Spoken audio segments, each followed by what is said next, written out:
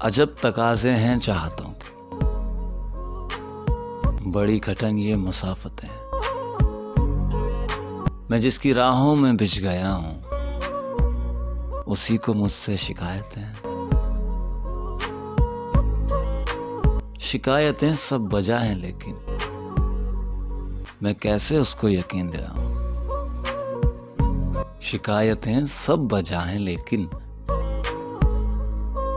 मैं कैसे उसको यकीन दिलाऊं।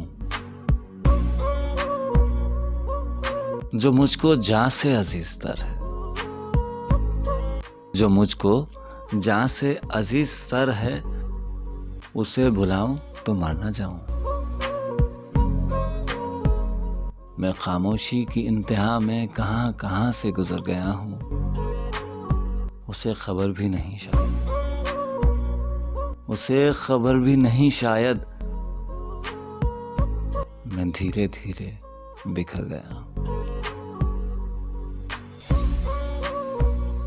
अस्सलाम वालेकुम, मैं हूं आपके साथ इसरार पीरज़ादा।